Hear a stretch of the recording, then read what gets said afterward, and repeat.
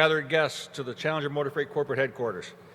It's an honor to have you join us today here at our world-class facility, which is a center of operations for one of Canada's most successful trucking companies, operating close to 1,300 power units across North America.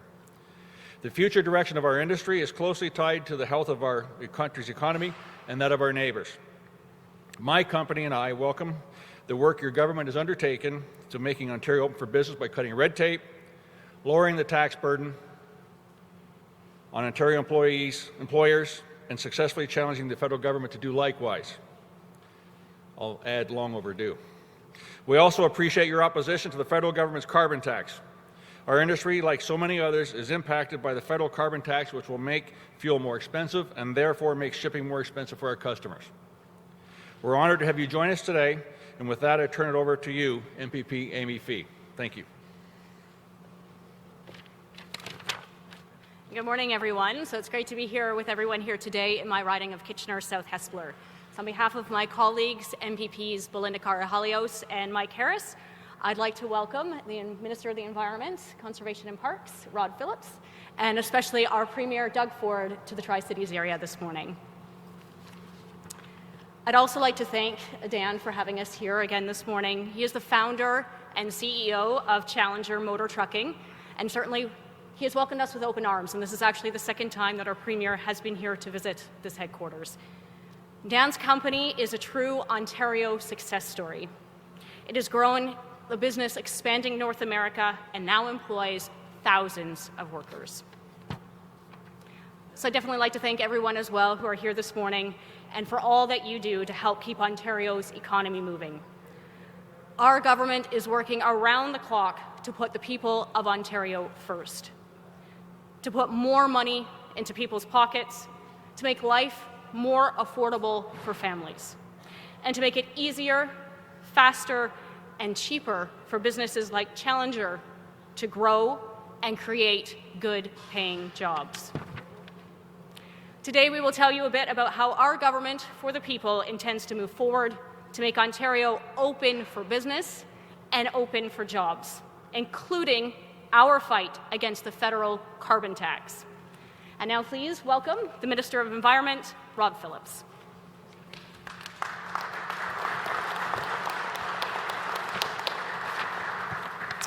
Thank you, Amy, and thank you, Dan, for welcoming us, and thank you for all you do to make the economy run so well. Good morning, everyone.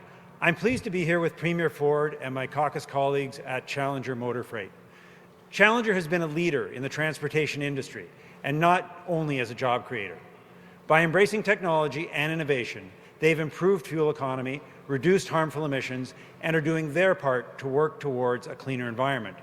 Now, they've done many things in this regard, but it includes improving automatic transmission software, investing in alternate power units to reduce idling, and through the use of satellite technology, monitoring the operations and assessing driver skills to retrain the drivers when that's necessary. Now, like Challenger, we understand that Ontario must do our share to protect and preserve the environment for future generations. Our Made in Ontario Environment Plan will reduce greenhouse gas emissions by 30% by 2030. And that's a target that aligns us with the federal government's commitments in the Paris Accord. Now, like Challenger, Ontario has made significant progress. Through the efforts of individuals and industry, we have already reduced our emissions by 22%. Our plan will meet our targets in a sensible and pragmatic manner. It considers our province's specific priorities, challenges, and opportunities. And most importantly, it does so without imposing a job-killing carbon tax that will punish Ontario families. We have a plan that demonstrates we can oppose a carbon tax while continuing to do our share to reduce emissions. We have a plan that serves as proof that a carbon tax is not the only way to fight climate change. It's a plan that balances a healthy environment with a healthy economy, because that is what our province deserves.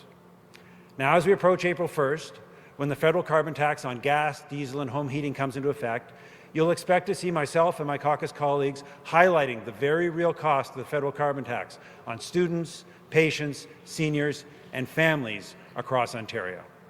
Now, to tell us more today about the impact of the federal carbon tax, it's my pleasure to introduce our Premier, Doug Ford. Thank you. Well, my friends, it's great to be here today at Challenger Motor Freight. I'd like to thank Dan, our host, and President Jim for hosting us once again here. What an amazing facility, amazing headquarters, true entrepreneurs. This is the second time I've been to this facility here. I can say without a doubt, these guys are the best Ontario-founded, owned, and operated. They are one of North America's best transportation and logistics companies. And along the way, they've created more than 2,300 jobs. That's 2,300 jobs. And it's also great to be joined by some of my all-star members. I know, Amy, you introduced everyone, Amy, Belinda, and Mike. And my all-star team consists of my all-star minister, Rod Phillips. What a great team of champions. Since day one, we have sent a very clear message to the entire world that thanks to great companies like Challenger, Ontario's once again open for business and open for jobs. Just think how far we've come since June the 7th. We scrapped the cap and trade carbon tax, saving drivers 4.3 cents per liter and helping the average home, when it comes to the home heating bills, roughly $260 per household.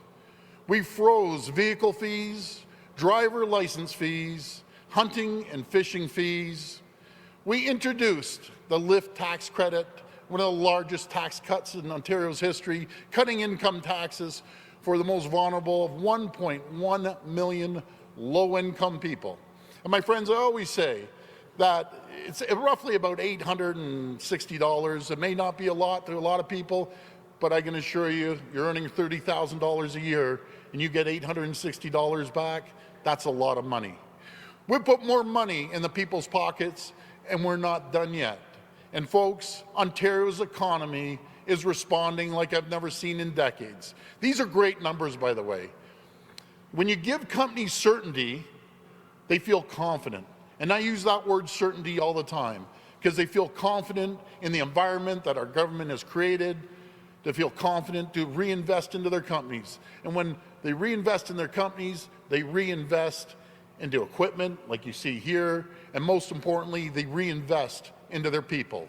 In the third quarter of 2018, we were able to reduce Ontario's deficit by $1 billion, well ahead of schedule. And today's Ontario is once again growing jobs.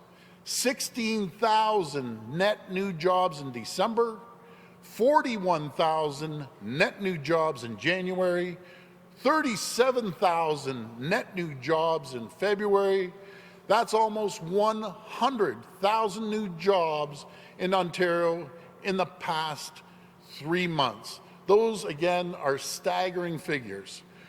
We're on the right track, my friends. Our government's first budget will be on April the 11th. In that budget, we will lay out our government's clear plan to balance our budget responsibly so we can protect the things that matter most. Where the Liberals put the interest of insiders, academics, and elites ahead of the real people, our budget will put you and your family first.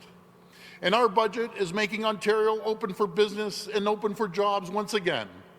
We have a lot to be proud of, but unfortunately, there are those who want to take money out of your pockets and want to drive jobs right out of Ontario. We saw from the previous administration 300,000 jobs left Ontario over 15 years. We're turning the corner.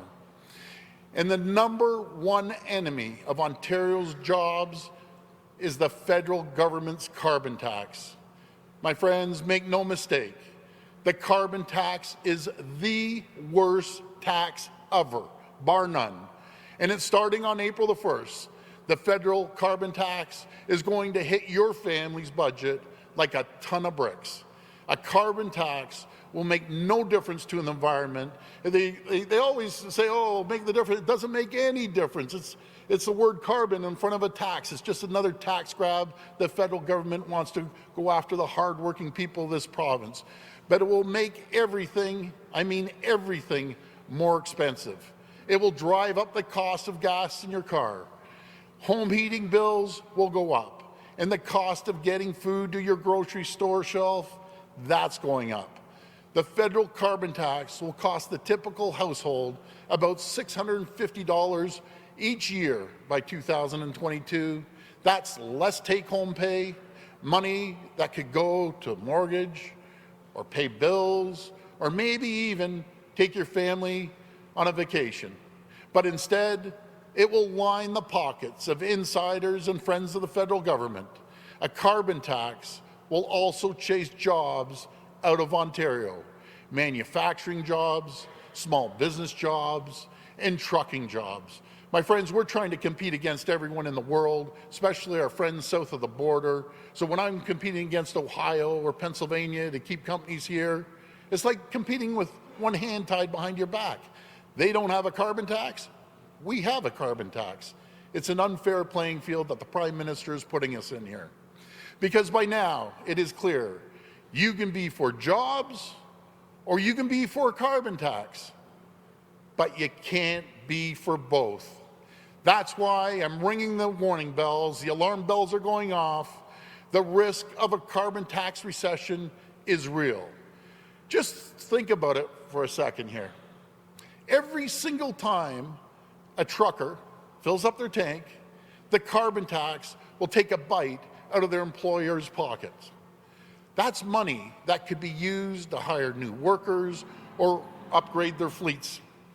Or it's a cost that will be passed onto the customers through higher prices on the shelf, because that's what a carbon tax does. It increases everything. Real people understand that when you take money out of the people's pockets and chase manufacturing and transportation jobs away, the overall economy will suffer. That's why I'm going to keep fighting. Rod will keep fighting. Amy, Belinda, and Mike, they're going to keep fighting. Our whole caucus is going to keep fighting for the hardworking taxpayers of this great province. For the vulnerable, lower and middle income people out there, they will suffer under this tax more than anyone. We will be reminding people that a carbon tax is not the only way to fight climate change. Under Rod Phillips' leadership, and what a great leader he is, Ontario has an environment plan that works. We have a 30% emissions reduction target, and we're already most of the way there. As Rod mentioned, emissions are down 22%. You can go online and read the plan yourself. So 11 more years, we have to find another 8%. I'm very confident we're going to meet that, but we're going to succeed that. And as I told the Prime Minister, you don't need to punish the people of Ontario and Canada when we're hitting our targets.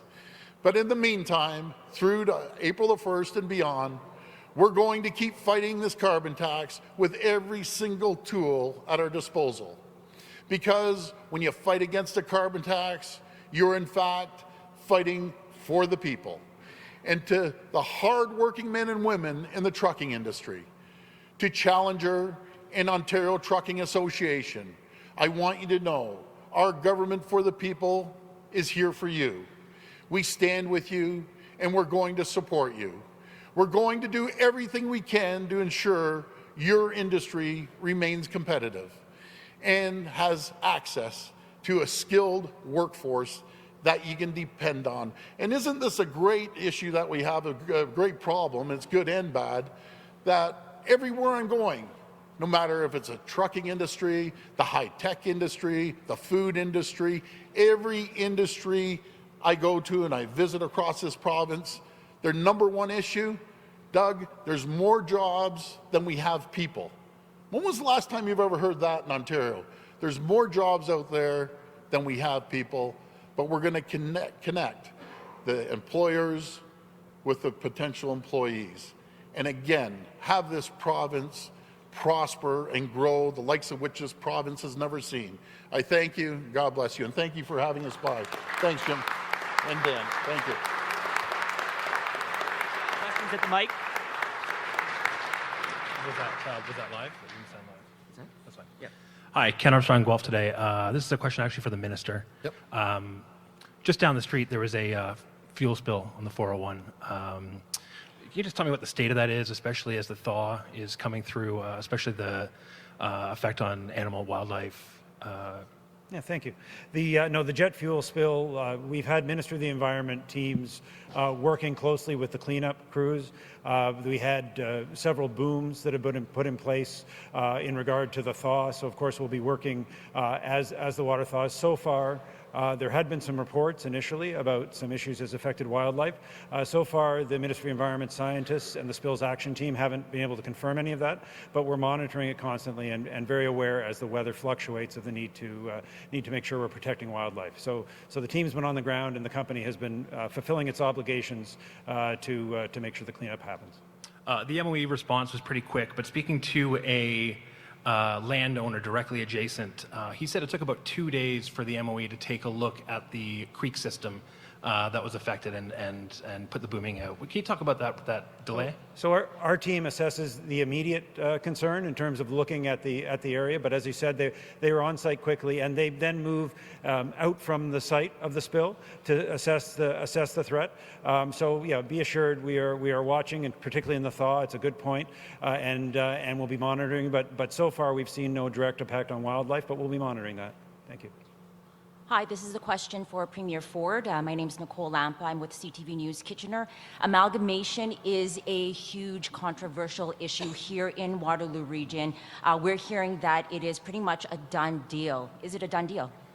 Well, I'm going to let our Minister of Municipal Affairs, and he'll be able to answer that, and I just don't want to discuss that until he rolls out his plan. But what we're trying to do is reduce the size and cost of government right across Ontario, and I'll give you one example. I was in Niagara Region, and I spoke to so many business owners that were frustrated. Would you believe Niagara Region, they have 500,000 people, they have 118 politicians. Toronto has 25 with 2.8 million. Niagara Region with 500,000 has 118 politicians. But we're going to make sure we consult with the local government in Kitchener-Waterloo area and discuss the plan moving forward. But again, we want to make sure the government runs efficiently. I'll give you an example. Challenger, for instance, may want to put an addition on their building. They'll have to go through layers and layers of government to try to get permits. Why? Let's try to be more efficient with the taxpayers' money and get things done. Follow-up question has to do with the number of people who are protesting outside. Many people from Waterloo Region who believe that Ms. Fee did not promise them what they were looking for. They're against the new changes to the autism program. Is there any consideration for the province to consider the plan that has gone forward? Well, first of all, one of the most courageous people in our entire caucus is Amy Fee. She's an absolute champion. She understands, unlike the rest of us, how it is to deal with children with autism. She's an incredible person. When we went into government, we opened up the autism file, and I'll tell you, I say this over and over and over again, it's the toughest file I've ever dealt with in years of being in politics. It gets right to anyone's heart when you're talking to families and then families with children with autism. It's heartbreaking. But when we opened the books, we found out the system was bankrupt. We didn't have any money. The only area in the whole province, we ran to the President of the Treasury and asked him for $100 million more emergency funds. He gave us the $100 million.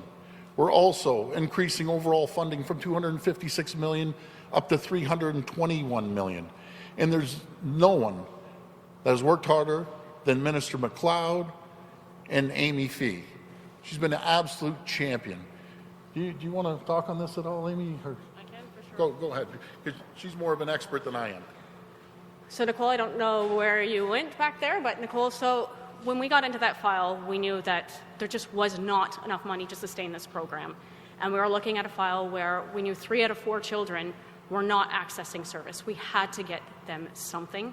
And that is why we went forward with this plan, is to try and make sure that every child with autism in Ontario gets some help from their provincial government.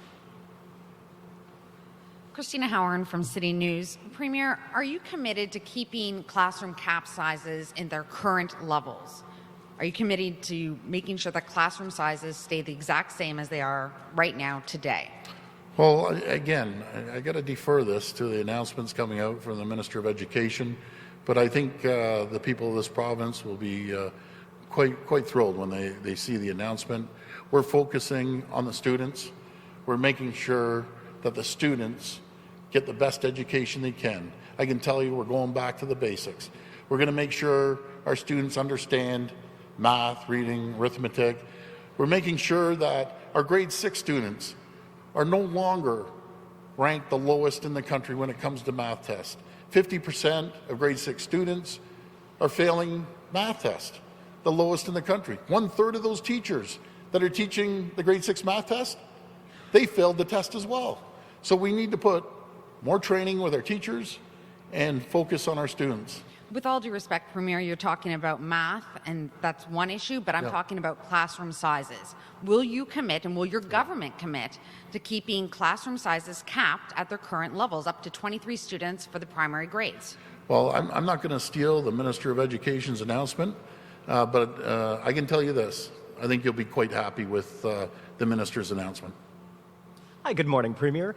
It was this time last week that we found out that your longtime family friend Ron Taverner had removed himself from the running to be the next OPP commissioner. This is a person who you have described as an exceptional police officer of 50 years.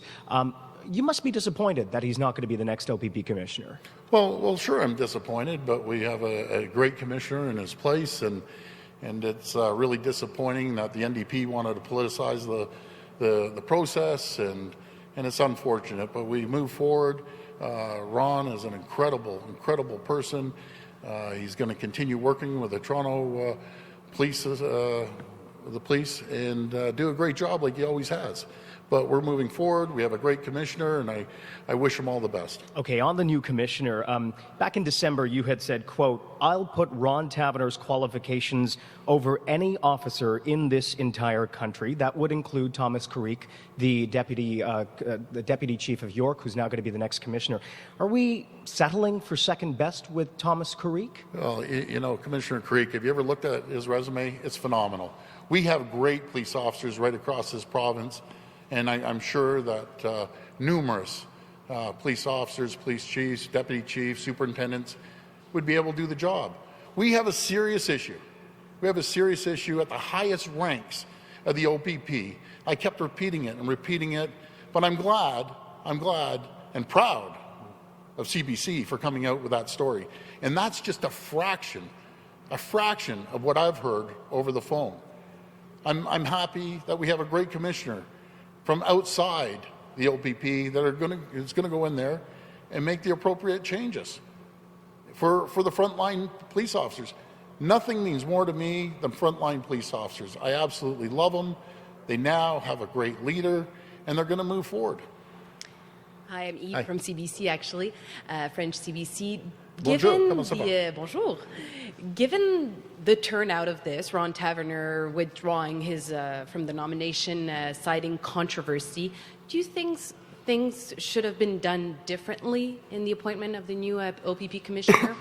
No, we picked one of the best people out there. And again, I just want to emphasize, this is a political appointment. We aren't appointing a judge. This was a political appointment. And I want to thank again CBC for shedding a fraction of the light that's going on up at the HQ over in Aurelia at the highest ranks. And again, it's just a fraction. But we're moving on with a new commissioner. I want to thank Ron Taverner for the incredible job he's done for 50 some odd years. He's an absolute champion, as all our police officers are. Full disclosure, I say it over and over again, I love our police. They do a great job, no matter if it's the OPP or Halton or Peel or Toronto. We have incredible men and women out there serving the people. And just to follow up, in December, you said that you denied that your office tried to keep the costs off the book for a personal motorized vehicle. Now we found out since that your assistant used a personal email address to exchange with the company responsible for this. Can you explain why a personal email address was used in this file? Well, again, people are going back and forth with emails. I find it amazing with the media. Do you know what I find amazing about the media? You're the only ones talking about this. I talk to thousands of people across Ontario. They aren't worried about that. Do you know what they're worried about? They're worried about jobs, lowering taxes, the carbon tax. That's what they're worried about. But the media just wants to keep dragging on about a used van. A used van. I'll tell you, a Suburban cost $80,000, $90,000 to get from point A to point B. Every single premier had a choice of getting a vehicle. Premier Wynne wanted a vehicle. I wanted a used van for the 3-4 hour trip. I'm going to be in the car for 9 hours today. I'd love to bring the media in the back of one of those cars, bent up like a pretzel for 4 or 5 hours. I'm the only premier that doesn't use the airplane. The airplane that costs probably $10,000 a trip for a full day, that other premiers, and I don't begrudge the other premiers, that's their choice, that probably spend a few $1 million. I'm happy with sitting in the back of the Suburban, driving around this province for 12 hours like I did in Niagara, like I'm doing today. So again, the media wants to make a big deal of this. They can continue, but we're going to focus on what matters to people. And what matters to people is education, healthcare, lowering taxes, putting more money into their pockets. That's what we're focusing on. Hi, Premier. Jessica Smith-Cross from QP Briefing. Speaking of people caring about tax cuts, that's what I want to ask you about. You promised some specific tax cuts during the campaign, a personal income tax cut, gas tax cut, and a child care tax rebate. Some people tell us that's why they voted for you. Should they feel betrayed if you don't deliver those tax cuts before the next election? Well, we're gonna deliver on our promises. Promises made, promises kept. We have a whole list of promises made, promises kept. We said we were going to help the most vulnerable people. We gave the largest tax credit in Ontario's history at 1.1 million people. They're going to be paying 0% tax. We're freezing license fees. We're going to continue on, and I think you're going to be quite impressed when the budget rolls out on April the 11th.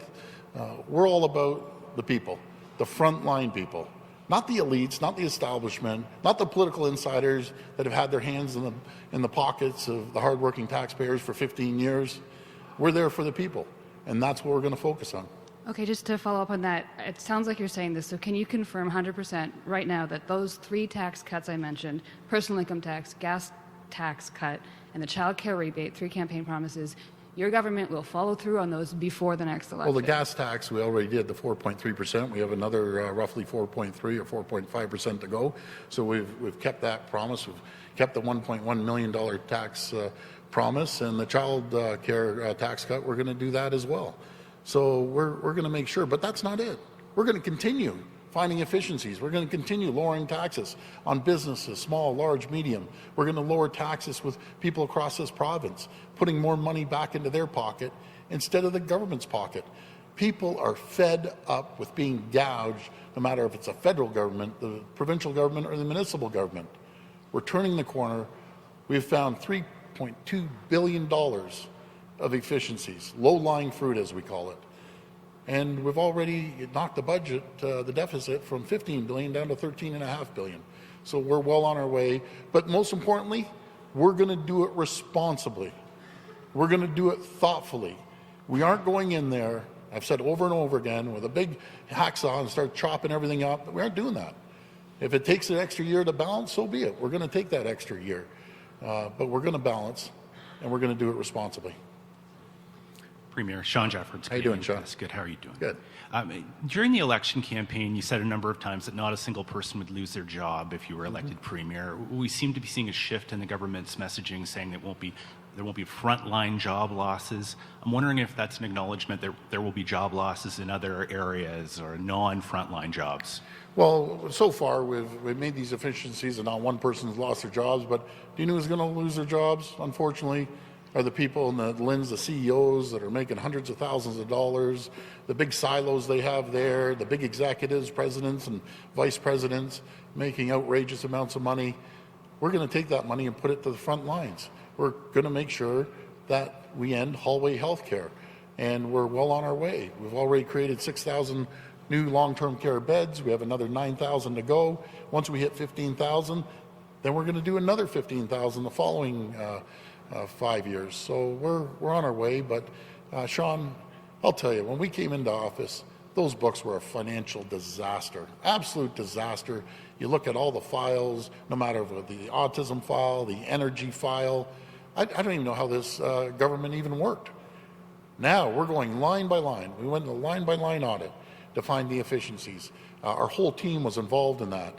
I was involved in it. I spent days, literally, when I say line by line, we were looking at items $50,000, $100,000 in a well over $150 billion budget. And we're going to continue doing that to respect the taxpayers. So, Premier, just to be clear, you're confirming that there will be management-level job losses, at least in the healthcare sector. Will that apply to other areas like education or? Well, we're going to review everything. I've always said we're going to protect the frontline people, which we have. We've kept our promise made, promise kept on that. Premier Haley Cooper with News Talk 1010. Randy Hillier. Yes. Do you want him out of caucus because he's a troublemaker? No, you know something, I can't say I want him out, but I think we need a little time to run through a few things with Randy. I'll sit down with him and talk to him, but I'll do that. I'll sit down and talk to Randy. And so what would he have to say to you or do to get back into caucus? Well, again, I'm not going to discuss personnel issues because it is a personnel issue in front of the world. I think Randy's a good man. And we'll sit down and have a chat with them. And we're hearing that there may be a chance your government is going to replace full-day kindergarten teachers with ECEs. Well, again, I'll let the Minister of Education make her announcement. And I think people will be quite happy with the Minister's announcement. I think it's just thinking outside the box, and what a great minister Minister Thompson's been on this file. She's a champion when it comes to education. Hi, Premier Marika Walsh with iPolitics. I just wanted to follow up on what you said about Mr. Taverner's appointment and the fact that the OPP is a political appointment and it's not like a judge. But isn't the point that the OPP commissioner is supposed to be as independent and separate from government as someone like a judge? Marika, listen, I never made up this law. We followed the law. I asked the bureaucrats, what's the law? We're following the law. There has to be some professionalism here. You have to be able to trust the OPP. I trust the OPP. Why wouldn't anyone else trust the OPP? We put a commissioner in there, and they're going to do their job. And if there's ever an issue, and I hope to God there never would be an issue with our government, unlike the previous government that had more scandals, investigations, political corruption than I've ever seen. But if there is, they're going to be professional. We're going to be at arm's length. And they always have the option to bring in another level of policing, be it the RCMP, which I've always been in favor of before I even became Premier. You have an issue, you call in the next level of policing. So do you agree then that there needs to be complete independence between the OPP commissioner and yourself and cabinet? Okay, so the operational side, 100%. But I'm going to tell you how our system works. Our system works, the government of the day, the head of the OPP is accountable to the government and the minister of the day and the cabinet. That's who appoints them, the cabinet does. The government of the day is responsible to the people. And if the people don't like the government of the day, they'll either re-elect that government or they won't re-elect that government. But if there's no accountability with the police, you have something called the police state. And we don't want a police state here, so there has to be accountability when it comes to the OPP. Everyone's held accountable. Us as a government are accountable to the people. The OPP, the head of the OPP, are accountable to the cabinet.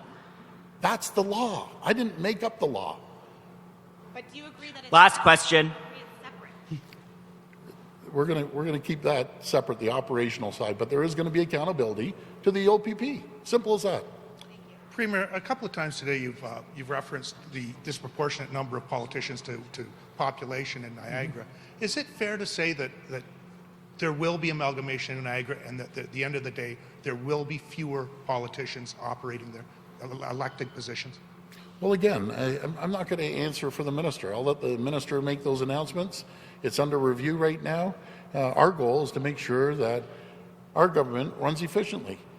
And too many politicians is not a good thing. too many politicians actually hurts communities. It hurts the economy when someone goes and puts an application in. When I went to Niagara, as you know, yesterday, I sat down with a business group, and they showed me they want to put an expansion on. And they had to go through 4 layers of government to try to get their permit.